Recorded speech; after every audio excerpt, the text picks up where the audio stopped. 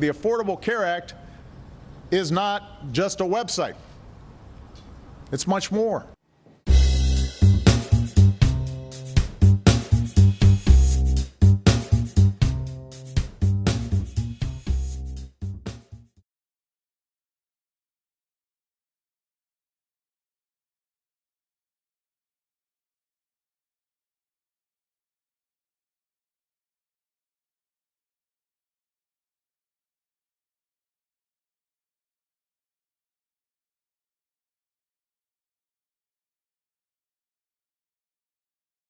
I think you might have some real insight into the website screw up, and then one of those annoying alerts popped up on my computer screen.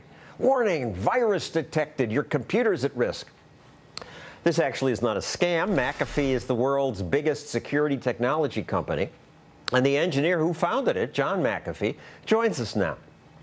So John, you were asked to help fix the Obamacare site. Well, I was. I think the reason is what you just mentioned. I did found the world's largest computer security company, and in the industry I'm known as a reasonably competent engineer. However, on the negative side, my past history and lifestyle would not make the best PR image for helping. In any case, I chose to turn them down because I did not think they were serious about implementing what had to be done, which is throw it out and start over. And not serious is also part of your belief that the way government works is just not conducive to producing a competent website. Well, no, absolutely not. There are a whole bunch of reasons for that. There is a Federal Acquisition Requirements Manual, which is 2,000 pages long. Which, I happen to have that here. 2,000 pages, yes. Right. And so anybody who works with the feds to do anything has to obey this. And if you're going to do a website, for Obamacare, you also have to understand and obey 6,000 more pages. That's correct. That's correct. So the total of 8,000 pages, you have to be a government expert, not a technology expert, to just meet the requirements. And the proposals are as large as the requirements. Proposals are sometimes thousands of pages long. So that's not conducive. In a company like Google, when you do a project, you go into a room with a blank sheet of paper and one requirement: make it work. And then you get to choose exactly what needs to be done given the technology at that moment. The FAR has things in it that say you have to use VHS recorders and adhere to standards that no longer exist. It's bizarre. But that's government. And not only did this not work, but you've discovered that there are security holes.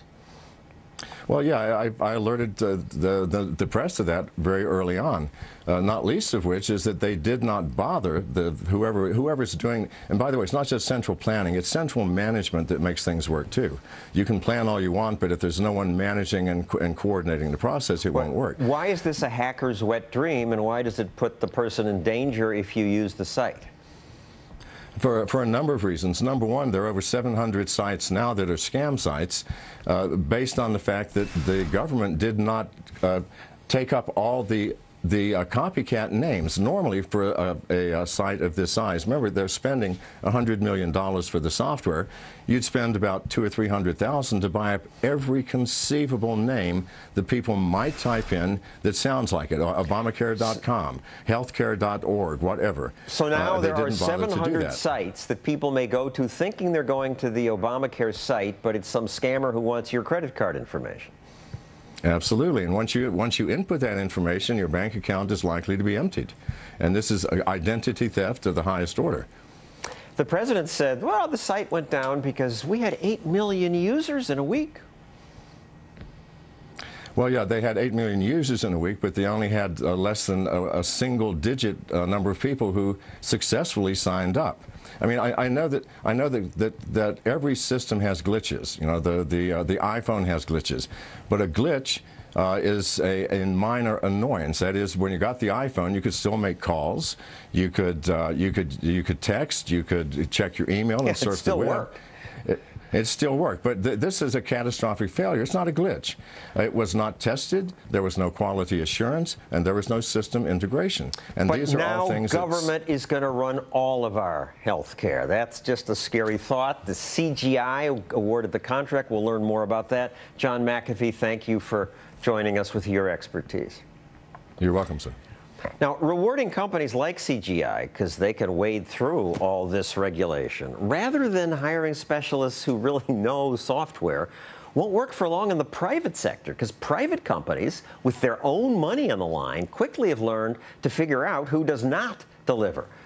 Canadian journalist Brian Lilly says he wasn't surprised when he learned CGI, which is a Canadian-based company, was behind the Obamacare website. Brian, why? Well, this is a company that has figured out how to work with government regulations, John. They have figured out how to wade through, what is it, 6,000 regulations that are governing the building of the Obamacare website. They know how to do that. They've been doing it here for a long time. They were established in the 1970s. And yet they have a history of failure in Canada. A history of failure. They would, I'm sure, point to some successes if you had their executives on right now. But let me just give you a few of these. $46 million was spent just to have them go away after, paying them for a while to build a diabetes registry in Ontario for the Ontario health system. The goal was create an electronic health record for every citizen in the country's most populous province. Their small part of that billion-dollar project, which didn't deliver anything, was a diabetes registry. They couldn't deliver it. Decade earlier, they were given a contract for the New Brunswick government. Small little province down next to Maine, about the same size, tiny. They couldn't deliver on that. It went from $4.5 million to $35 million. They built the federal gun registry, a gun control initiative to track every rifle and hunting shotgun in the country. And they were eventually fired after about $90 million, and the project not working. It was severely over budget. I'm getting the drift. You also say that maybe they got the job because they had crony connections with the administration?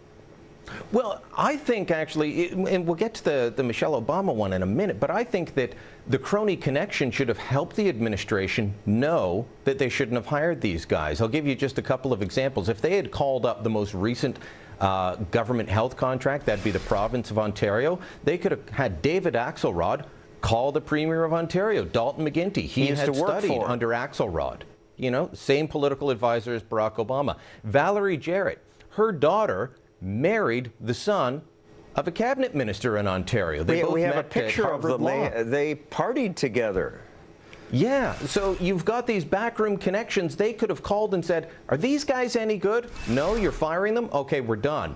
But maybe it was this Tony Towns Whitley, who was Michelle Obama's classmate, that would have been the trump card, because she's a senior vice president at CGI. At the company. This is part of the way that, from my perspective, how CGI operates in terms of having connections. And then when they get in, they don't just build and leave the way a John McAfee would. They build and they stay, and they're part of the system, and that brings them more money.